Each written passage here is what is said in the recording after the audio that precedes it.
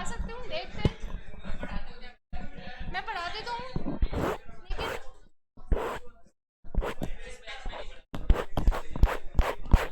थोड़ा सा ना टाइम का इशू रहता है मेरे साथ। जो फुल टाइम सिर्फ पढ़ाने का ही काम करते हैं वो तो आ जाते हैं, तो प्रैक्टिस का भी रहता है ना, तो उस पर डिपेंड करता है। जैसे इस बार टाइम नहीं था मेरे को, तो इस बार नहीं पढ़ाया मैंने। Am I audible? Online students आ रही है आवाज़ बेटा?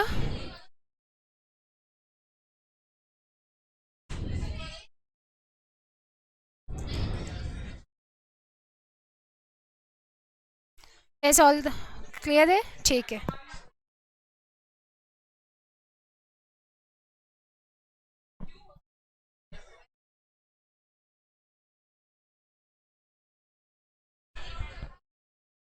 Yes, everyone, now I want complete attention. Students sitting here in the last, absolute attention. अब कोई भी बात करता हुआ मिलेगा तो फिर बाद उसको पनिशमेंट में खड़ा कर देंगे। पिछली बार पहले तो सर ने सिर्फ खड़ा ही किया था, मैं मुर्गा और बनवा दूंगी आपको। हाँ,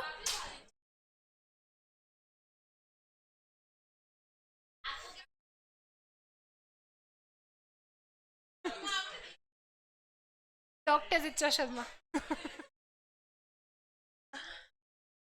ऑलराइट, तो जैसे आप लोग सब मिले हुए हैं वैसे हम लोग भी तो सब मिले हुए हैं।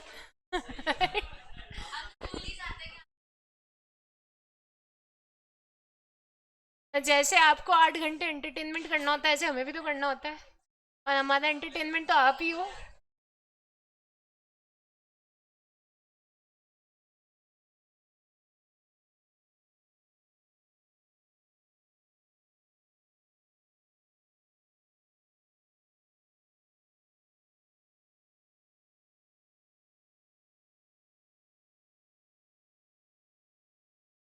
अभी तो सब कह रहे थे कि इसी में पढ़ेंगे,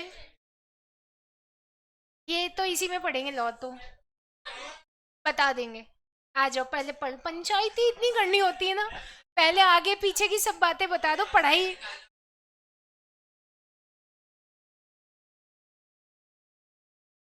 ये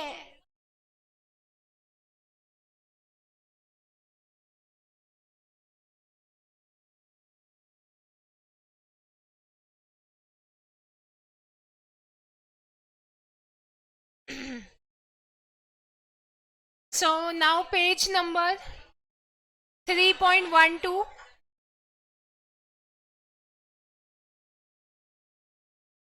पार्टनर्स इन प्रॉफिट ओनली।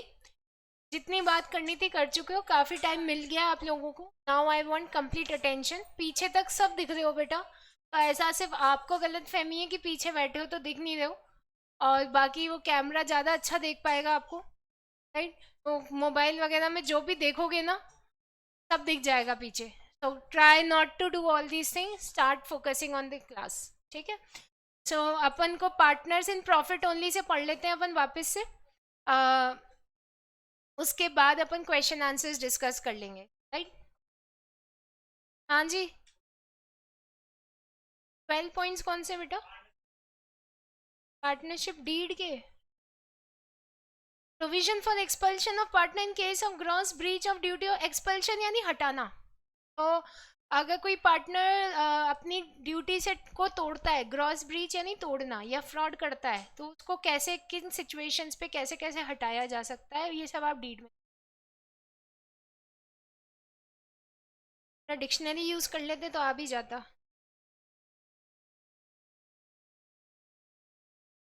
3.5, शांति रंजन दास के पॉइंट्स करने हैं क्या? बताते नहीं आप।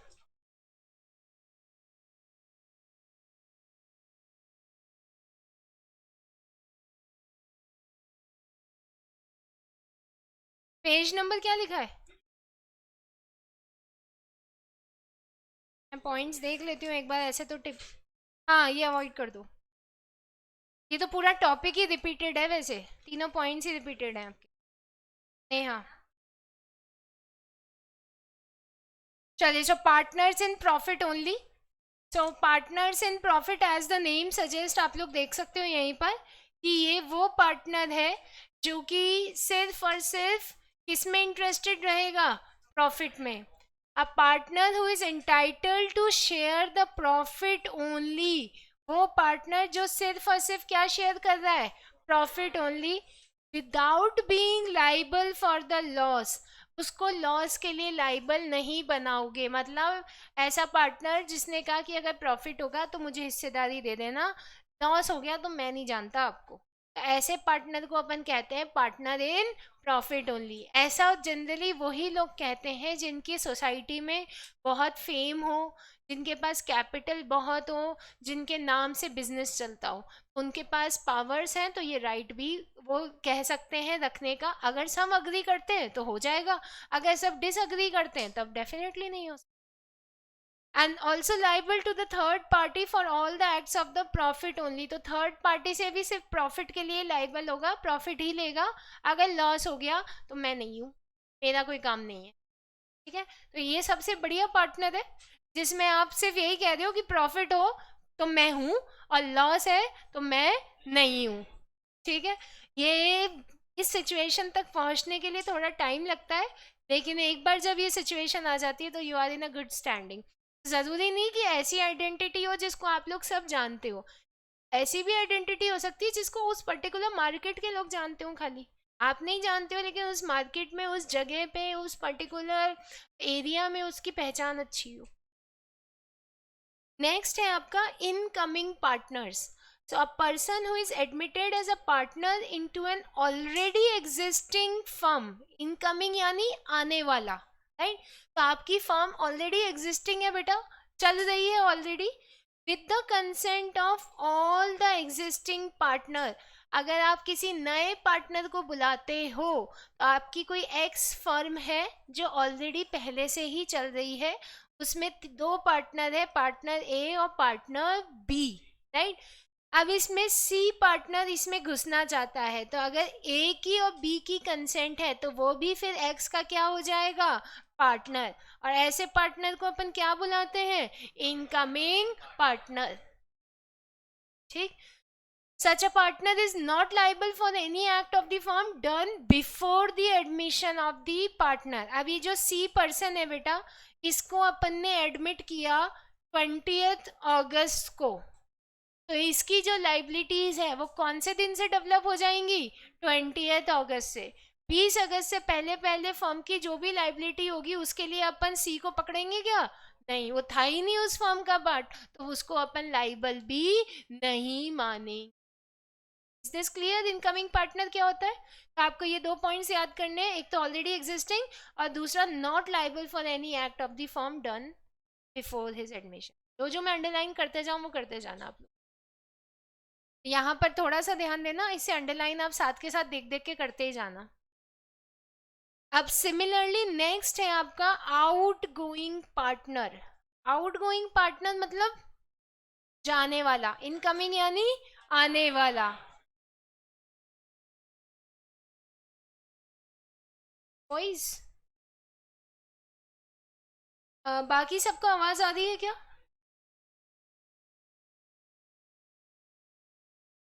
आ रही है, सबको आ रही है. अब जिसको नहीं आ रही उसको तो क्या बोले, आ ही नहीं रही. ठीक है, ओके. अच्छा, आउटगोइंग पार्टनर की जब अपन यहाँ पे बात कर रहे हैं, a partner who leaves a firm in which the rest of the partner continue to carry on the business. आपकी बेटा एक एक्स फर्म है जिसमें तीन पार्टनर है, एक है आपका ए, एक है आपका बी और एक है आपका सी. ए ने कहा कि यार अपन तो चलते हैं यहाँ से, बहुत, इसने तो फर्म छोड़ दी. अब बी और सी ने डिसाइड किया कि अपन इस फर्म को कंटिन्यू करेंगे, तो ए जो पार्टनर है वो कैसा पार्टनर बन गया, out going partner. Firm continue हो रही है, फर्म बननी हुई है, right. Such a partner remain liable to third party for all the firm act of the firm until public notice is given of his retirement. कल अपन ने पढ़ा था ना कि इसने, ए जो पर्सन है, इसने फर्म छोड़ी 20 अगस्त को और इसने पब्लिक नोटिस दिया 24 अगस्त को. तो इसकी लाइबिलिटी 20 अगस्त तक मानेंगे या 24 अगस्त तक मानेंगे? जब तक पब्लिक नोटिस नहीं देगा तब तक वो लाइबल माना जाएगा, अगर वो एक्टिव पार्टनर है तो। Got it? ये लिखते भी जाओ, साथ के साथ ये चीजें याद रहेंगी, थोड़ा सा अटेंटिव ज्यादा रहोगे। ये बनाते भी जाओ, लिखते भी जाओ, समझते भी जाओ, साथ के साथ चलाओ। अभी तो लिख लो पहले, तब अगली बार ध्यान देना।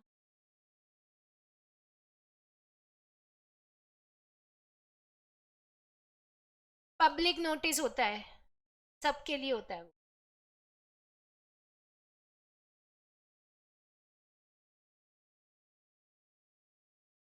तो उसकी लाइबिलिटीज जब तक रहेंगी जब तक वो पब्लिक नोटिस नहीं दे देता, क्योंकि रिटायरमेंट तभी माना जाएगा अगर आप रिटायर हो गए और पब्लिक नोटिस आपने नहीं दिया, तो आपकी लाइबिलिटी कंटिन्यू होती जाएगी। पब्लिक नोटिस को प्रायोरिटी पे रखकर देना चाहिए अब। नहीं, ये आउटगोइंग पार्टनर की जब बात कर रहे हैं तो इसमें रिटायरमेंट की बात होती है। डेथ के केस में तो फिर जो भी प्रॉपर्टी वो सक्सेसर को मिलकर वैसे ही खत्म, डेथ ही होगी, बात खत्म, सक्सेसर की नहीं होती। छोड़ दी नहीं, छोड़ दी बेटा उसने, तो पब्लिक नोटिस कहाँ से देगा? पब्लिक नोटिस तो दे ही नहीं सकता, तो डेथ सर्टिफिकेट बनता है ना, से काउंट। लिख लिया आप लोगों ने सबने? ओके। जैसे बर्थ सर्टिफिकेट बनता है वैसे ही डेथ सर्टिफिकेट भी होता है, से सब प्रूव। आ गई मैम वॉइस। बहुत मेहनत करी कल्पना तुम्हारे को आवाज लाने के लिए, बहुत सारे टेक्नीशियन बुलाए यहाँ पे। तो yes, next is partner by holding out. बड़ा इंपॉर्टेंट पार्टनर है। वो कॉन्सेप्ट याद आ रहा है कि आपको एस्टॉपल का? वो बैग वाला एग्जाम्पल याद आ रहा है क्या? याद है? इसका मतलब ध्यान से सुना था? No ma'am. चलो तो अब इसका एग्जाम्पल कुछ इस तरीके से लेते हैं। आज पीछे वाले बच्चों को पकड़ते हैं, एकदम लास्ट ही लास्ट। बेटा अब नाम बता दो तुम दोनों का। समकित एंड विशाल, ठीक है। तो एक कोई फर्म है जिसमें समकित एज अ मैनेजर काम करते हैं और विशाल उस फर्म के पार्टनर हैं, ठीक है? ध्यान से सुनते जाना। एक फर्म है जिसमें समकित किस पोस्ट पे काम करते हैं? मैनेजर। और विशाल उस फर्म के क्या है? पार्टनर हैं। थर्ड पार्टी से इंटरेक्शन हुआ, समकित के ही दोस्त निकली वो थर्ड पार्टी। तो दोस्त बताओ समकित का कौन है? पीछे वाले सारे ही होंगे। ये सिद्धार्थ या तुम हो क्या? चलो, तो समकित का एक खास दोस्त है सिद्धार्थ। सिद्धार्थ ने उस पर्टिकुलर पार्टनरशिप फर्म के साथ कोई डील करना चाहा, वो डीलिंग के लिए आया। जैसे ही वो आया उसको मिल गया समकित, राइट? और उसने कहा अरे यार समकित तू यहाँ पे? बोले हाँ मैं यहाँ पे। कोई बात नहीं हुई कि मैनेजर हूँ कि पार्टनर हूँ, ये बात नहीं हुई। सारी फालतू इधर उधर की बातें जैसे अपन करते हैं वो कर ली इन्होंने आपस में। अब जब डील चल रही थी तो विशाल ने देखा कि यार ये सिद्धार्थ तो मोटी पार्टी है पैसों से। सो सिद्धार्थ तो काफी रिच पार्टी है और इसकी डील तो अपने को लेनी ही लेनी है। सिद्धार्थ को अपन अपने हाथों से नहीं जाने दे सकते, अपनी फर्म को बहुत फायदा होगा। और विशाल क्योंकि शाना है ही, तो विशाल को ये समझ में आ गया कि अपन सिद्धार्थ से कैसे भी डील क्रैक करवाते हैं। तो इन्होंने जब भी डील करी उस पूरे कॉन्वर्सेशन में विशाल ने समकित को पार्टनरशिप का पार्टनर बताया। समकित को क्या बताया? मैनेजर नहीं है वो, क्या है? पार्टनर है।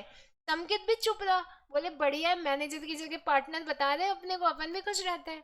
समकित भी चुप रहा, उसने ये डाउट क्लियर नहीं किया सिद्धार्थ को। दोस्त तो है लेकिन दोस्ती अपनी जगह, बिजनेस अपनी जगह, राइट? तो उसने सिद्धार्थ को ये डाउट क्लियर नहीं किया कि भाई मैं पार्टनर नहीं हूँ, मैं मैनेजर हूँ। सिद्धार्थ को लगा यार अपना तो खास दोस्त है इस फर्म में, अपन तो इसके नाम पे कर लेते हैं डील, अपने को कोई दिक्कत ही नहीं आएगी। इसने डील फाइनल कर ली, कॉन्ट्रैक्ट वॉन्ट्रैक्ट सब कुछ हो गया। अब कुछ टाइम बाद उस पर्टिकुलर फर्म के साथ डीलिंग में सिद्धार्थ को आई कुछ प्रॉब्लम। सिद्धार्थ ने सीयू कर दिया पूरी फर्म को और उस फर्म के नाम में उसने समकित का नाम भी लिया। समकित ने कोर्ट में जाके ये बोला, मैं इस पार्टनरशिप फर्म में सिर्फ एम्प्लॉय के तौर पे काम करता हूँ, मैं सिर्फ और सिर्फ मैनेजर हूँ, आप मुझे इस लीगल प्रोसीडिंग का हिस्सा नहीं बना सकते, सिर्फ पार्टनर्स को ही आप स्यू कर सकते हो। तो तब कोर्ट, क्योंकि पढ़े लिखे लोग होते हैं कोर्ट में, उन्होंने कहा सेक्शन 28 के हिसाब से समकित जी, आप पार्टनर बाय होल्डिंग आउट बन गए हो, आपने अपने आप को जो दिखाया वो आप हो नहीं, लेकिन आपने सामने वाले को भरोसा दिलवा दिया, आपको बोलना चाहिए था, आप चुप रहे, किसी और ने। एस्टॉपल और होल्डिंग आउट में वैसे तो थिन लाइन डिफरेंस होता है। एस्टॉपल में आप खुद को पार्टनर दिखाते हो इस एग्जाम्पल के हिसाब से, होल्डिंग आउट में दूसरी पार्टी आपको पार्टनर दिखा रही थी लेकिन आप चुप रहे, तो इस केस में सिद्धार्थ की नज़र में आप पार्टनर ही कहलाओगे और सारी प्रोसीडिंग आपकी भी ऐसे ही चलेगी जैसे बाकी के पार्टनर्स की चलती। राइट। तो एस्टॉपल वाला जो पॉइंट था वो यही तो था कि जो आप नहीं हो, अगर वो आप अपने आप को दिखा रहे हो तो फिर आप वो बाय डिफॉल्ट बन जाते हो। Got it. तो होल्डिंग आउट का कॉन्सेप्ट आया आप लोगों को समझ में? इसी का क्वेश्चन दे रखा है पीछे जो आप लोगों ने नहीं किया होगा, सेक्शन 28 का। तो अब सिद्धार्थ जो भी लीगल प्रोसीडिंग्स चला रहे हैं उसमें वो समकित को भी वैसे ही लपेटेंगे जैसे विशाल को लपेटा है as a partner. Have you understood this concept everybody? Concept समझ में आया आप लोगों को? हाँ जी। हाँ, फ्रॉड का केस तो बहुत छोटा केस होगा ना, जब पार्टनर ही बना रहे हैं और लाइबिलिटी ले रहे हैं तो फिर बड़ा ही काम करो। सिद्धार्थ समकित को नहीं, सिद्धार्थ समकित को अगर बचा भी ले तो भी विशाल उसको फंसा लेगा कि पार्टनर तो तुम हो, सेक्शन 28 तो तुम पे लगेगा। तो इस केस में सिर्फ और सिर्फ समकित ही अपने आप को बचा सकता था उस टाइम पे बोल के कि भाई मैं मैनेजर ही हूँ, मुझे मैनेजर ही रहने दो। राइट। क्योंकि हमारी फर्म में बहुत लोचा है।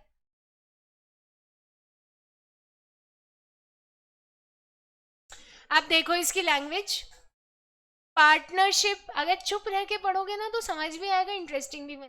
तो जब क्लास में एंजॉय करें तभी एंजॉय करो, उसके बाद एकदम से ऐसे हंसी की लहर आती है तो उसको थोड़ा काबू में रखो। Partnership by holding out is also known as partnership by estoppel. वैसे तो इनमें डिफरेंस होता है लेकिन आपकी बुक में इन्होंने डिफरेंस नहीं बता रखा। इनको ऐसा लगता है कि आपको सिर्फ बेसिक मीनिंग पता होना चाहिए तो बेसिक ही बता दे, तो उसी पे जाओ। डिफरेंस मैंने आपको बता दिया आपकी अंडरस्टैंडिंग के। Where the man holds himself out as a partner, कोई व्यक्ति जब अपने आप को पार्टनर दिखाता है और दूसरों को अलाउ करता है पार्टनर दिखाने में, he is then stopped from denying the character he has assumed। फिर जो कैरेक्टर उसने अज्यूम कर लिया उसके लिए वो बाउंड हो गया और वो क्रेडिटर्स को लाइबल होगा, and upon the faith of which creditor may have assume to have acted.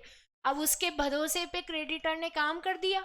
काम करना नहीं करना तो अलग चीज है, लेकिन अगर आपने अपने आप को पार्टनर दिखा दिया किसी थर्ड पर्सन को तो आप उस थर्ड पर्सन को लाइबल हो जाओगे। आप पार्टनर उस थर्ड पर्सन के लिए बन जाओगे, बाकी और पर्सन्स के लिए नहीं बनोगे। उस एक पर्टिकुलर व्यक्ति के प्रति आपकी पार्टनरशिप की लाइबिलिटी डेवलप हो जाएगी। Got it? कोई डाउट किसी को? अंडरलाइन करते जा रहे हो साथ के साथ में? ये जो मैंने आपको अंडरलाइन किया यही सारी बातें यहाँ पे फ्लो चार्ट में भी दे रखी हैं। अब एग्जाम्पल नंबर 4 को आप लोग खुद पढ़ो एक बार। एग्जाम्पल 4 पढ़ना है।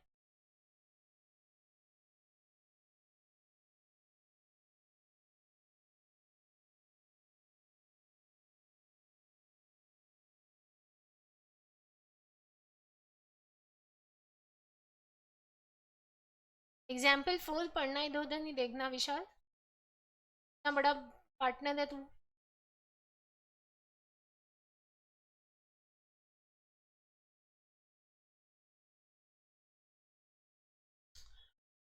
रेड। सेम कॉन्सेप्ट आ रहा है, कुछ अलग है? कुछ अलग मिल रहा हो तो बताओ मुझे, नहीं मिलेगा वैसे। क्लियर है सबको ये एग्जाम्पल 4? ओके। अब आइए नेक्स्ट। अच्छा खत्म, बस चैप्टर खत्म। तो अब आप लोगों को इसके क्वेश्चन आंसर्स करने को दिए थे जिसमें से आपने एक क्वेश्चन तो कर लिया होगा। कौन सा वाला नहीं किया? वो तो हो ही जाएगा अब आपका, अब तो कोई दिक्कत नहीं आएगी। और सेकंड वाला हो गया होगा, इसमें कोई दिक्कत? डिस्क्रिप्टिव में, डिस्क्रिप्टिव नहीं सॉरी, मल्टीपल चॉइस में कोई डाउट है नहीं? वैसे इसमें डायरेक्ट क्वेश्चन से, चैप्टर भी बहुत इजी है, इसमें से अगर क्वेश्चन आ जाए तो मजे ही हैं आप लोगों के, डायरेक्ट डायरेक्ट क्वेश्चन ही हैं। चलो नेक्स्ट शुरू कर दूं चैप्टर, रिलेशंस ऑफ पार्टनर्स। कोई डाउट नहीं है पक्का किसी को? अगर थर्ड पार्टी झूठ बोले तो, थर्ड पार्टी झूठ बोले तो वो क्या झूठ बोलेगी बेटा? कि इसने पार्टनर दिखाया था और ये पार्टनर नहीं है, ऐसा कुछ हुआ ही नहीं और थर्ड पार्टी ने ये स्टोरी क्रिएट कर दी, तो बेटा थर्ड पार्टी के अगेंस्ट में प्रूफ तो हो ही जाएगा कि वो झूठ बोल रही है कोर्ट में, और फिर आप उस पर एक मानहानि का सॉलिड सा दावा ठोक देना, 4-5 करोड़ का। ठीक है नेहा, इनिशियल लेवल पे ठोक देना। ठीक है, 5 दबा दो 2 बार।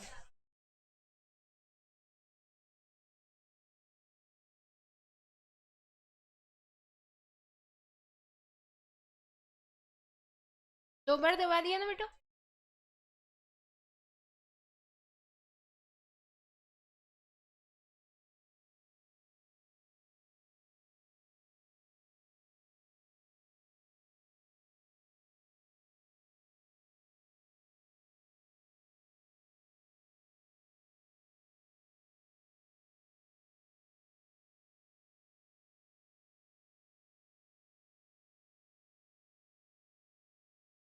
Relations of partners.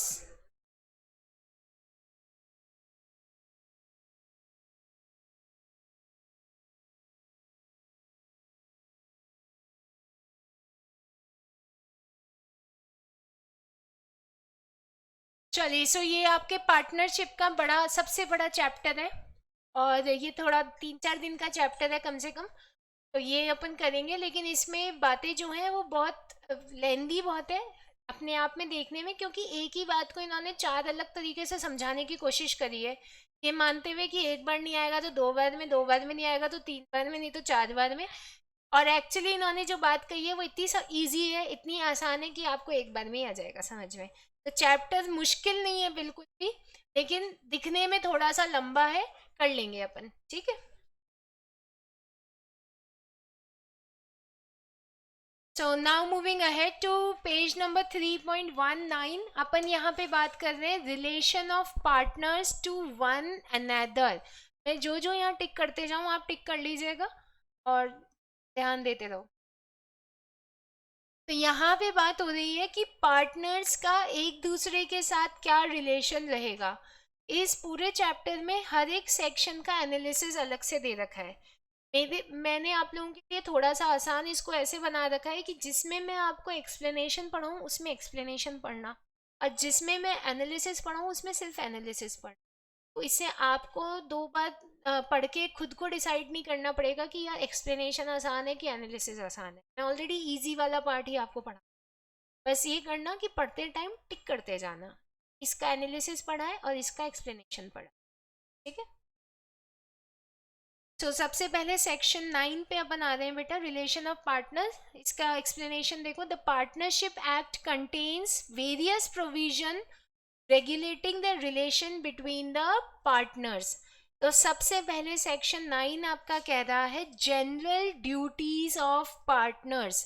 पार्टनर की जो जनरल ड्यूटी है, सेक्शन 9 कहता है कि हर एक पार्टनर को कैसा रहना चाहिए दूसरे पार्टनर के प्रति, जस्ट और फेथफुल। ये लिखे नहीं तो भी बाय डिफॉल्ट ही है ना कि अगर आप पार्टनरशिप कर रहे हो तो आपको एक दूसरे के प्रति ईमानदार रहना चाहिए, फेथफुल रहना चाहिए, चीजें ना छुपानी चाहिए, ना अधूरी बतानी चाहिए। मॉडर्न वैल्यूज है, partners are bound to carry on the business of the firm to the greatest common advantage to be just and faithful. पहली चीज कि आप जो पार्टनरशिप का काम करोगे वो किस लिए करोगे, ग्रेटेस्ट कॉमन एडवांटेज, मतलब सबका उसमें फायदा हो ऐसा ही काम करोगे, अपना पर्सनल फायदा नहीं देखोगे। दूसरी बात, कैसे बन के रहोगे, जस्ट एंड फेथफुल। और तीसरी, to render true accounts and full information of all things to any partner or his LR, और सारे अकाउंट्स की बुक्स वगैरह दिखाओगे, पूरी इंफॉर्मेशन दोगे। पार्टनर को, आप पार्टनर नहीं है तो उसकी जगह किसको दोगे?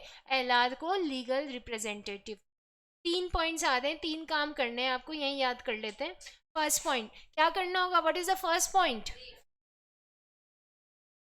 ग्रेटेस्ट कॉमन एडवांटेज, इसका मतलब सबका फायदा हो, खाली अपना फायदा ना हो। पॉइंट नंबर 2, कैसे बन के रहना चाहिए? Just and faithful. And point number 3, render true accounts. Book बंद कर दूं जरा? हाँ, गले वले साफ कर लो अच्छे से, सुर में बोलना एकदम, है ना? हाँ, सुर में। So yes, point number 1 is, point number 1 is, point number 1 is, point number 1, point number 2, point number 2, 2, 2, 1, 1, 3, 3, 3, to render accounts, बस इतना ही बोल लो। Third is, very quickly, first is, second is, third is, again first is, बोलना पड़ेगा बेटा, खाली lip reading से समझ में आ जाएगा। अगेन फर्स्ट इज,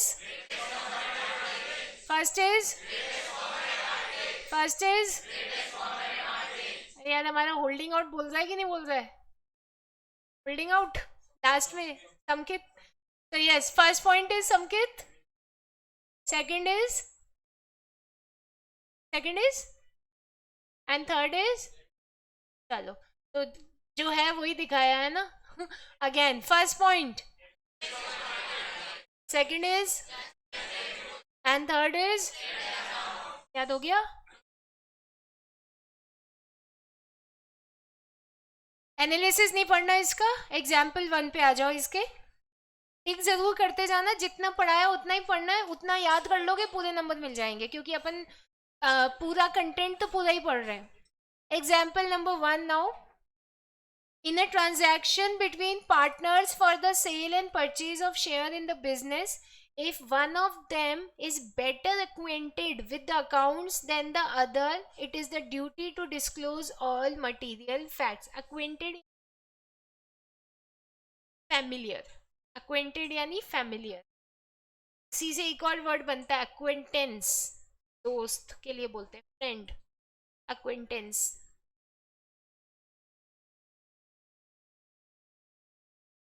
तो जैसे दो पार्टीज हैं अपनी, एक पार्टी में तो है अपने कुणाल और दूसरा नाम क्या है? मौलिक। सो दूसरा पार्टनर है अपना मौलिक। अब इन दो पार्टनर्स की अपनी अपनी स्किल्स हैं। कुणाल जो है वो अकाउंट्स का एक्सपर्ट है, उसको अकाउंटेंसी और ये सारी टैक्सेशन वाले जो पार्ट हैं ये बहुत अच्छे से आते हैं। मौलिक को मार्केटिंग और इन चीज़ों की अच्छी नॉलेज है, कम्युनिकेशन और इन सब की अच्छी नॉलेज है। तो अब यहाँ पे अगर अकाउंट्स के बुक की बात हो रही है और इसमें अब मौलिक तो यही कहेगा कि यार अकाउंट्स तेरी बढ़िया, तू देख लिया कर इसको अच्छे से और मेरे को बता दिया कर। कुणाल की बाय डिफॉल्ट क्या जिम्मेदारी है कि वो उस अकाउंट्स में जो भी फैक्ट्स हैं वो किसको बताए? मौलिक को। तो वो ये नहीं बोले कि यार ये भी तो पार्टनर है, खुद देख लेगा। तो अगर आपको किसी से बेटर आता है कुछ, तो ये आपकी मॉरल रिस्पॉन्सिबिलिटी है कि आप दूसरे को सब कुछ डिस्क्लोज करें। ये उसका गलत फायदा ना उठाए कुणाल कि यार इसको तो कुछ नहीं आता, थोड़ा तो गोलमाल कर ही लेते हैं।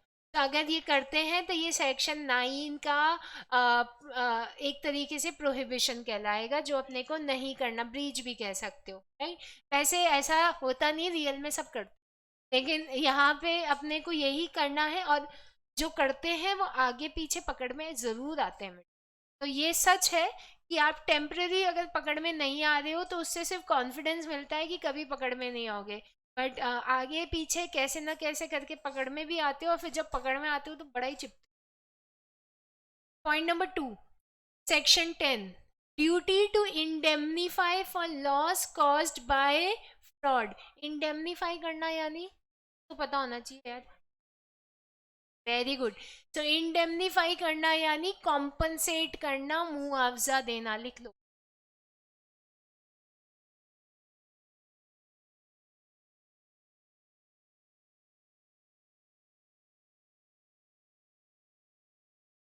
सो अब अगर अपने एग्जाम्पल के हिसाब से 3 पार्टनर्स हैं, क्या नेम बेटा? शफीक, संचित, संचय, अनिल। तो 3 पार्टनर है, अनिल, शफीक और संचय। कौन करेगा फ्रॉड तीनों में से? सब नहीं, अनिल से करवा रहे, शफीक तो बहुत सीधा है। सो यहाँ पे अभी फिलहाल तो अनिल ने कर दिया फ्रॉड, और थर्ड पार्टी को भी लपेट लिया और फर्म को भी लपेट लिया, बढ़िया से फ्रॉड कर लिया। अब अपन ने तो ये पढ़ा है शुरू से कि पार्टनरशिप फर्म में अनलिमिटेड लाइबिलिटी होती है। तो अब इसमें अगर फ्रॉड अनिल ने किया है तो जिम्मेदार तो तीनों ही होंगे। थर्ड पर्सन तो तीनों में से किसी को भी स्यू कर सकता है, तीनों को भी स्यू कर सकता है, उस तो फ्रीडम है उसको तो स्यू करने का। लेकिन ये जो बेचारे बचे हुए 2 जने हैं, शफीक और संचय, ये अनिल से उस फ्रॉड का मुआवजा लेने का राइट रखते हैं under section 10 of Indian partnership act 1932। Right, अब पढ़ो इसको। Every partner shall indemnify the firm. हर एक पार्टनर फर्म को क्या करेगा? कॉम्पनसेट करेगा अगर फर्म को नुकसान हुआ उसके लॉस की फ्रॉड की वजह से या उसके कंडक्ट की वजह से। तो इस केस में अनलिमिटेड लाइबिलिटी का मतलब ये बिल्कुल नहीं होता कि फ्रॉड एक जना करे और 3 जने भुगते हैं।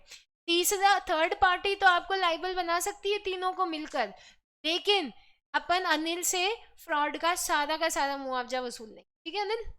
Okay, so this is the concept. Is this clear to everybody? Easy है ये पॉइंट्स तो एकदम। एनालिसिस नहीं करने, जिसके एनालिसिस कराऊं उसके एनालिसिस ही करने हैं, मैं अपने आप बता दूंगी आपको। अब आइए आप लोग पॉइंट नंबर 3 सेक्शन 11 पे। Determination of rights and duties of partners by contract between the partners. तो यहाँ पे बात हो रही है कि पार्टनर्स के बीच में कॉन्ट्रैक्ट हुआ है और उस कॉन्ट्रैक्ट के बेसिस पे राइट्स और ड्यूटीज का डिटर्मिनेशन कैसे होगा। तो राइट्स और ड्यूटीज का जो डिटर्मिनेशन होता है बेटा, वो एडमिशन के टाइम पे डिसाइड हो जाता है, जिस टाइम पे पार्टनर उस पर्टिकुलर फर्म का हिस्सा बनता है, और उस प्रपोर्शन में ही राइट्स और रिस्पॉन्सिबिलिटीज आपके डिसाइड होंगे जिस पर्टिकुलर प्रपोर्शन में आपने पार्टनरशिप डीड में लिखवाया है। राइट, तो आप अपन एक्सप्लेनेशन से पढ़ते हैं, फिर आपको और समझा देंगे। Subject to the provisions of the act, book में दे रखा है बेटा, the mutual rights and duties of the partner of a firm may be determined by contract between the partner। तो हर एक पार्टनर की क्या राइट्स होंगे और क्या ड्यूटीज होंगे, ये किस पे डिपेंड करेगा? टिक किया हुआ है मैंने, कॉन्ट्रैक्ट पे। सो कॉन्ट्रैक्ट के टाइम पे आप डिसाइड कर लेते हो कि अपने को कितने राइट्स, कैसे कैसे वाले राइट्स रखने हैं और कैसे कैसे वाली कितनी ड्यूटीज, रिस्पॉन्सिबिलिटी, लाइबिलिटीज अपने को कैरी करनी। एंड सच कॉन्ट्रैक्ट में भी ऐसा जो कॉन्ट्रैक्ट है वो कैसा हो सकता है? एक्सप्रेस भी हो सकता है और इम्प्लाइड भी हो सकता है। 2 बातें पढ़ी। पहली बात क्या पढ़ी कि राइट्स और ड्यूटीज किस पे डिपेंडेंट होंगी, कि इंडिविजुअली हर एक पार्टनर का क्या राइट है और क्या ड्यूटी है, ये किस पे डिपेंड करेगा? कॉन्ट्रैक्ट। कॉन्ट्रैक्ट को क्या बोलते हैं पार्टनरशिप में? Partnership deed. और ये जो कॉन्ट्रैक्ट है ये कैसा हो सकता है? एक्सप्रेस और इम्प्लाइड। ओरल और रिटन भी तो हो सकता है, पढ़ा था ना डीड में। Such contract may be varied by consent of all the partners. और ये जो कॉन्ट्रैक्ट है इसको अपन वेरी भी कर सकते हैं, मतलब इसको अलग भी कर सकते हैं। जैसे अपन ने लाइबिलिटी बनाई कि आपकी जो लाइबिलिटी है वो 50 लाख रुपए तक की है, ये अपन ने कॉन्ट्रैक्ट के टाइम पे डिसाइड किया। बाद में म्यूचुअल कंसेंट से डिसाइड हुआ कि वो 50 की जगह अपन इस पर्टिकुलर पर्सन की लाइबिलिटी 30 लाख कर लेते हैं। उस पर्सन की भी सहमति है इसमें और बाकी सबकी भी सहमति। तो सबकी सहमति से अपन कॉन्ट्रैक्ट के टर्म्स और कंडीशंस को बदल सकते हैं क्या? यस और नो? यही पॉइंट पड़ा है, varied by consent of all the partners. Clear to everybody? Underline करते जाओ फटाफट। अब एक कॉन्सेप्ट था बेटा जो अपन ने पढ़ा था, agreement in restaurant of trade, contract में पढ़ा था। जस्ट रेज योर हैंड, भीड़ में नहीं, हैंड रेज करो कि किसको ये अग्रीमेंट याद आता है, ये कॉन्सेप्ट याद आता है। हाँ, कॉन्सेप्ट हिंदी में जैसा भी याद है वैसा बता दो, जरूरी नहीं कि इंग्लिश बोलनी है। 1 2 3, बस, बाकी किसी को याद नहीं आता? रेस्टोरेंट ऑफ ट्रेड, कुछ भी याद नहीं आता? रेस्टोरेंट ऑफ मैरिज, इसमें वो अनिरुद्ध का एग्जाम्पल भी लिया था कि शादी नहीं कर सकता है। अब याद आता है थोड़ा थोड़ा, 5 6 7। हाँ, ऐसे ही मेरे को ट्रेड वाला बताओ, मैरिज वाला तो सबको याद होगा। ठीक है, सो रेस्ट ऑफ यू, हाँ याद आ गया तो इसका, हाँ एक सेकेंड एक सेकेंड, एनी यस, और कोशिश करो बाकियों को भी याद आएगा। यहाँ पे कुछ ऐसे बच्चे होंगे जिनको याद होगा लेकिन बोलने का कॉन्फिडेंस नहीं कैरी कर रहे होंगे। ऐसे कितने हैं कि मैम आता तो है लेकिन बोलना, आप पूछना मत, ऐसे कितने हैं? ठीक है, ऐसे 3 4 है, पूछ लूँ बेटा? कोशिश करो, कोशिश करो। हाँ एग्जैक्टली यही है, बस इतना ही है, राइट? सो अपन ने restaurant, agreement in restaurant of trade ये है कि आप अपनी मर्जी का ट्रेड, अपनी मर्जी का प्रोफेशन, अपनी मर्जी का ऑक्यूपेशन कैरी ऑन कर सकते हो, ये आपका राइट है। अगर आपके साथ कोई अग्रीमेंट कर रहा है जिसमें आपको अपनी मर्जी का बिजनेस करने से रोका जा रहा है तो वो अग्रीमेंट क्या कहलाएगा? वॉइड। याद आया? अब इसी पॉइंट के अपन ने एक्सेप्शंस पढ़े थे, याद दिला देते हैं आपको, पेज नंबर बताते हैं।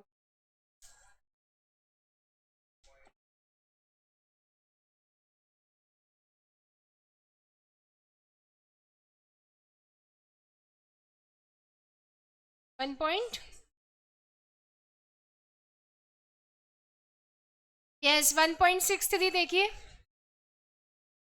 Section 27, agreement in restaurant of trade, कि आपके साथ कोई ऐसा अग्रीमेंट किया जा रहा है जिसमें आपको आपकी पसंद का बिजनेस या ट्रेड करने से रोका जा रहा है तो वो अग्रीमेंट वॉइड कहलाता है। मिल गया ये वाला पेज नंबर 1.63 पे। अब इसमें नीचे एक्सेप्शंस दे रखे, नीचे जो चार्ट बना हुआ है इसी पेज पे नीचे देखो एक्सेप्शंस लिखे हुए। एक्सेप्शन में पॉइंट नंबर 2 क्या ले रखा है?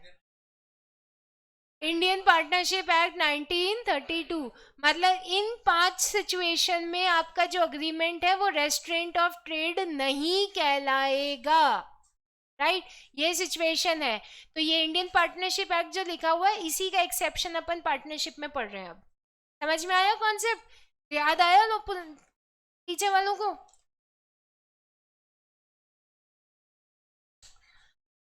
सो रेस्ट्रेन करना यानी रोकना, ठीक है?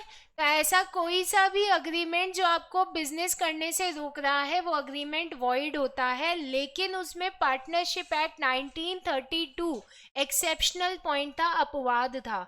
उस पॉइंट का एक्सप्लेनेशन अपने यहाँ पर आ रहा है, देखिए इसको। Notwithstanding anything contained in section 27 of the Indian Contract Act, जो अभी अभी अपन ने पढ़ा, such contract may provide that a partner shall not carry on any business other than that of the firm while he is of a partner। तो अगर आप किसी particular partnership के पार्टनर हो तो उस दौरान आपको रोका जा सकता है सिमिलर बिजनेस पर्सनल लेवल पर करने का, राइट? अगर मैं मित्तल कॉमर्स क्लासेस की पार्टनर हूँ तो मुझसे अगर ये अग्रीमेंट करवाया गया कि आप जितने टाइम तक इस एमसीसी के पार्टनर हो उतने टाइम तक आप सेम काम नहीं कर सकते, किसी और कोचिंग में नहीं पढ़ा सकते, खुद की कोचिंग नहीं शुरू कर सकते सेम चीज की, तो वो जो अग्रीमेंट है वो वॉइड नहीं कहलाएगा। मैं उसमें ये नहीं कह सकती कि काम करना तो मेरा राइट है, आप मेरे को रोक रहे हो, ये अग्रीमेंट ही वॉइड है। I can not do that.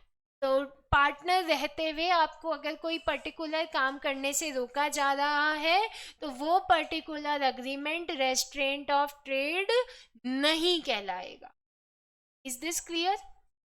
किसी को डाउट इसमें? अगर याद आ रहा हो तो एक एग्जाम्पल पढ़ा था वो डॉक्टर सर्जन कोलकाता कि भाई जब तक आप हमारे यहाँ पे असिस्टेंट हो तब तक कहीं और किसी और का जाके ऑपरेशन नहीं करोगे, वरना तो वो कहे कि यहाँ पे तो 50,000 का ऑपरेशन होता है, हम 45,000 में कर देंगे, वहां जाना। तो सारे ही ले जाएंगे ऐसे तो पेशेंट, और जो पेशेंट नहीं होंगे उनको बना देंगे, राइट?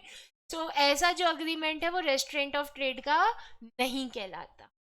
ठीक है, याद आ रहा है? तो पहले का रिविजन करते रहो बेटा, थोड़ा थोड़ा। तो ऐसे तो मैं नहीं उम्मीद कर सकती कि सब कुछ ही पढ़ लोगे, बट थोड़ा थोड़ा पहले का रिवाइज करते जाओ। इन दो पॉइंट्स में कोई डाउट किसी को? Determination of rights and duty of partner by contract between the partner. Contract की बात हुई। सबसे पहले अपन ने पढ़ा कि म्यूचुअल राइट्स और ड्यूटीज कैसे डिसाइड होंगी। आवाज आनी चाहिए। कैसे डिसाइड होंगी? कॉन्ट्रैक्ट के थ्रू। कॉन्ट्रैक्ट कैसा हो सकता है? एक्सप्रेस और इम्प्लाइड। क्या अपन उस कॉन्ट्रैक्ट को चेंज कर सकते हैं, वेरिएशन ला सकते हैं? लेकिन वेरिएशन लाने के लिए क्या करना पड़ेगा? Consent of all partner. Similarly अपना एक सेक्शन 27 है जो अग्रीमेंट रेस्ट्रेंट ऑफ ट्रेड की बात करता है। वो वाला सेक्शन 27 का सेक्शन 27 पार्टनरशिप में एप्लीकेबल होगा क्या? No ma'am. तो अगर आप किसी पार्टनर को सिमिलर बिजनेस करने से रोक रहे हो ड्यूरिंग द पार्टनरशिप, तो ये अग्रीमेंट वैलिड है कि वॉइड है? वैलिड। चलो, यही पूछना था। What is the meaning of not with standing? Legal term है। नॉट विथ स्टैंडिंग का मतलब ऐसी कोई भी बात जो सेक्शन 27 में लिखी है वो हम नहीं मानते या मान्य नहीं है। किसमें? पार्टनरशिप में। हाँ, ये एक ही वर्ड है, तीन वर्ड नहीं है ये। नॉट अलग, विथ अलग और स्टैंडिंग नहीं है। नॉट विथ स्टैंडिंग अपने आप में वर्ड है, लीगल वर्ड है। नहीं नहीं। अब आ जाइए पॉइंट नंबर 4 पे। The conduct of the business, section number 12 समझेंगे आप लोग। Subject to the contract between the partners. पहला point, every partner has a right to take part in the conduct of the business. ऐसा तो नहीं कि यार ये अनिल फ्रॉड करता है, इसको अपन बिजनेस के मैनेजमेंट का हिस्सा नहीं बनाएंगे। अनिल बेचारा फ्रॉड नहीं करता, हमने मन में ही मान लिया कि वो फ्रॉड करता है, राइट? तो ऐसा अपन नहीं कर सकते। जितने भी पार्टनर हैं, चाहे 10% का पार्टनर हो, चाहे 15% का पार्टनर हो, चाहे 50% का पार्टनर हो, जितने भी नंबर ऑफ पार्टनर्स हैं, आप किसी भी पार्टनर को उस पर्टिकुलर बिजनेस के कंडक्ट में पार्टिसिपेट करने से नहीं रोक सकते। सेकंड दो।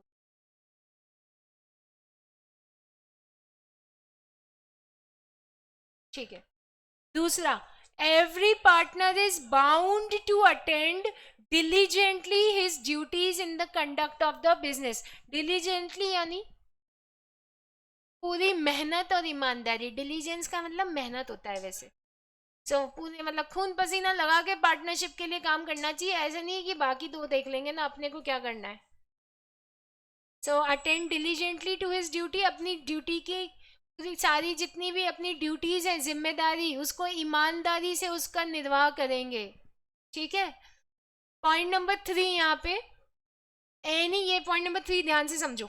Any difference arising as to ordinary matter connected with the business may be decided by the majority of the partner and every partner shall have the right to express his opinion। अगर जैसे आप partnership में काम कर रहे हो तो सबकी डिफरेंस ऑफ ओपिनियन आएगी, आपस में सबकी बात अलग अलग हो सकती है। तो सबकी जो भी डिफरेंस ऑफ ओपिनियन है उसको हम कैसे डिसाइड करेंगे? मेजॉरिटी ऑफ पार्टनर्स के। कि सब लोग हमेशा एक बात पे तो नहीं बोलेंगे, तो कुछ तो डिसीजन मेकिंग होगी, मेजॉरिटी जो बोलेगी वो डिसीजन जाएगी। एंड एवरी पार्टनर, हर एक पार्टनर के पास राइट है कि वो अपनी ओपिनियन को क्या कर सके? एक्सप्रेस कर सके before the matter is decided. But no change may be made in the nature of business without the consent of the partner. अब इसमें दूसरी बात जो दे रखी है कि आप बाकी सब चीजें तो मेजोरिटी से डिसाइड कर सकते हो, लेकिन आप ये बोलो कि नहीं आज से हम कोचिंग नहीं चलाएंगे, आज से हम चद्दरें ही बेचेंगे, राइट? तो ये जो आप नेचर को चेंज कर रहे हो बिजनेस के, बिजनेस को जो बदलाव ला रहे हो, इसके लिए मेजोरिटी से काम नहीं चलेगा। इसमें सारे पार्टनर्स की कंसेंट इक्वली इम्पोर्टेंट है। अगर कोई पार्टनर कंसेंट नहीं देता तो आप नई फर्म खोलो, जो कंसेंट दे चुके हैं उनको इंक्लूड करो और फिर वो नया बिजनेस शुरू करो, उसको कन्वर्ट नहीं कर सकते आप। ठीक, तो इसमें दो बातें हैं। डिफरेंस ऑफ ओपिनियन अगर आ जाए तो कैसे रिजॉल्व करेंगे? मेजॉरिटी के थ्रू करेंगे। क्या हर एक पार्टनर को अपनी ओपिनियन एक्सप्रेस करने का राइट है? पक्का? कोई 10% का है तो तब भी है, ठीक है। लेकिन अगर आप नेचर ऑफ बिजनेस चेंज कर रहे हो तो मेजॉरिटी से काम कर लेंगे क्या? नहीं करेंगे, तो किससे करेंगे? Consent of all. वो अगर कोई 5% वाला तो उसकी कंसेंट की तो क्या जरूरत है क्या? चलो ठीक है, यही पूछना था, थैंक यू। अब आ जाओ, मुझे कंफ्यूजन था थोड़ा, मुझे आता नहीं था, तो पूछ लें आपसे। हाँ, नेक्स्ट इज, ऐसे बताते रहा करो, ऐसे अच्छा लगता है। Point number D, every partner has a right to have access to and inspect and copy any of the books of the firm। तो हर एक पार्टनर को क्या राइट है कि वो फर्म की बुक्स को क्या कर सकता है?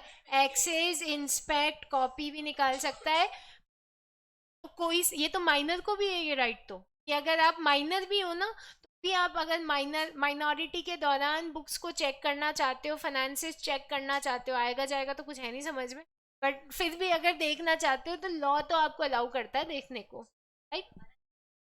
And last is point number E, in the event of a death of a partner, अगर किसी पार्टनर की डेथ हो जाती है तो उनके हेयर या लीगल रिप्रेजेंटेटिव और द ड्यूली, हेयर ही बोलते हैं, हायर हमेशा नहीं बोलते हैं, और the duly authorised agent shall have a right to access, inspect and copy the books of the firm। अगर डेथ हो जाती है तो उसके बिहाफ पे उनका जो भी एलआर है, जो भी उनके बिहाफ पे काम कर रहा है, उसके पास ये राइट है कि वो उन अकाउंट्स को चेक कर सके। ठीक है, तो अब एक बार समझ लेते हैं पॉइंट्स क्या क्या है।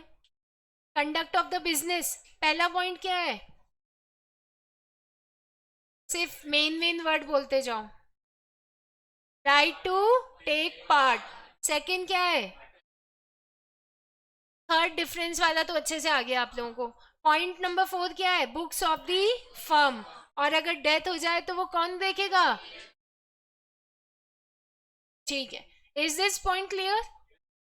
याद हो जाएंगे? ये जो चैप्टर है ना आपका, ये वैसे दिखने में बड़ा लग रहा है, लेकिन ऐसे समझने में इजी भी है और कॉन्सेप्चुअल चीजें नहीं है, लेकिन इस चैप्टर को मेरे साथ साथ रिवाइज करते जाना, कि अभी आगे जैसे जैसे इसमें बढ़ेंगे ना तो काफी पॉइंट सिमिलर आएंगे। बड़ी जल्दी लगेगी इसमें खिचड़ी बनने में, बहुत जल्दी बनेगी खिचड़ी। तो अगर रोज रिवाइज कर रहे हो, आज का आज रिवाइज कर लिया, होमवर्क तो अभी नहीं मिल रहा आप लोगों को, पहले का काम आपका हो चुका है, तो सिर्फ रिवीजन का काम है, 10 मिनट का, इतना तो टाइम निकाल ही सकते हैं। उससे क्या है, आने वाले जो पेजेस होंगे ना उसमें आपको एब्सोल्यूट क्लैरिटी आती जाएगी। सिद्धार्थ, तो पॉइंट नंबर 5 है आपका, ये लास्ट है, mutual rights and liabilities, section 13। तो subject to contract between the partners. First point यहाँ पे जो अपन पढ़ रहे हैं, a partner is not entitled to receive the remuneration. इसको अपन एनालिसिस से भी पढ़ेंगे क्योंकि ये अधूरी इंफॉर्मेशन दे रहा है, कल पढ़ेंगे एनालिसिस से, इसके आगे लिख लो, एनालिसिस पूरी डिटेल देगा इसका।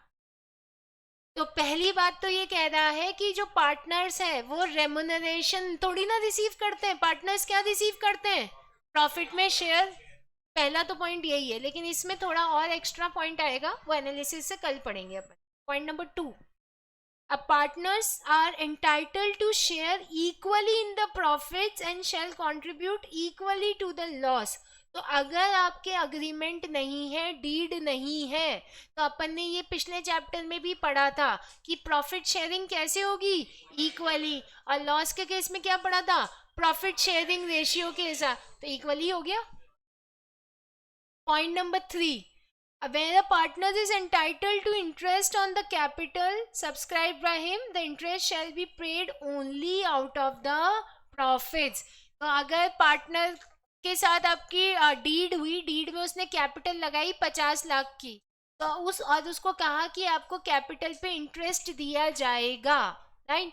तो वो इंटरेस्ट कहाँ से दिया जाएगा, प्रॉफिट से, पर्सनल प्रॉपर्टी से नहीं दिया जाएगा। Point number 4, a partner making for the purpose of the business any payment or advance beyond the amount of capital he has agreed to subscribe is entitled to interest at the rate of 6% per annum। ये पढ़ा है accounts में 100% कि अगर कोई partner payment दे रहा है या एडवांस दे रहा है अपने कैपिटल के अमाउंट के अलावा, तो उस अमाउंट पे भी वो इंटरेस्ट ले सकता है, एडवांस पे इंटरेस्ट ले सकता है, कितनी रेट के हिसाब से, 6% के हिसाब से, ठीक। पॉइंट नंबर ई देखिए, the firm shall indemnify a partner in respect of payment made and liabilities incurred by him. Firm partner को कॉम्पनसेट करेगी अगर उसने जो काम किया है, जो भी उसने पेमेंट वगैरह दिए हैं या उसने लाइबिलिटीज उसकी डेवलप हो गई किसी थर्ड पर्सन से, लेकिन वो काम कैसा होना चाहिए, ordinary and proper conduct of the business. तो जैसे मेरा जो पार्टनरशिप का रूल है वो टीचिंग को लेकर है कि कोचिंग में मैं पार्टनर हूँ, मैं पढ़ाऊंगी, तो पढ़ाने को लेकर अगर मैंने कोई लाइबिलिटी ले ली किसी से या किसी से कोई पैसा ले लिया, तो वो मेरे बिहाफ पे पूरी फर्म चुकाएगी। लेकिन पढ़ाने के अलावा वो चद्दरों के लिए अगर मैंने किसी से लाइबिलिटी ले ली, तो उसमें जिम्मेदारी फर्म की नहीं होगी। तो ये ऑर्डिनरी या प्रॉपर कंडक्ट मतलब बिजनेस से रिलेटेड ही अगर लाइबिलिटी ली है तो फर्म चुकाएगी, ठीक। Point number 2, in any emergency for the purpose of protecting the firm from loss. अगर आपने कोई इमरजेंसी की सिचुएशन आई, जैसे कोविड आ गया, मैन्युफैक्चरिंग बंद हो गई, अब इमरजेंसी की सिचुएशन में एक पार्टनर ने जाकर लोन उठा लिया मार्केट से कि अगर लोन नहीं लिया तो बंद ही हो जाएगी अपनी तो फर्म, क्योंकि मैन्युफैक्चरिंग नहीं हो रही। तो वो जो लोन उसने उठाया है उसकी भरपाई वो अकेला करेगा या फर्म करेगी, फर्म, क्योंकि उसने ये काम कब किया था, in the situation of emergency, right. And the last point, a partner shall indemnify the firm for any loss caused to him. ये अभी जो पढ़ा कि अगर वो कोई फ्रॉड करे या उसकी निग्लेक्ट की वजह से कोई नुकसान पहुंचे, तो पार्टनर क्या करेगा, फर्म को इंडेमनीफाई करेगा, कॉम्पनसेट करेगा, ठीक। तो ये पॉइंट्स थे, इसमें राइट टू रेम्यूनरेशन वाला पॉइंट कल की क्लास में एनालिसिस से पढ़ेंगे अपन। कोई डाउट है किसी को, है ऑनलाइन स्टूडेंट्स? हाँ, अब इस वक्त तो किसी को नहीं आएगा। There's any doubt to any online student? जल्दी बताओ।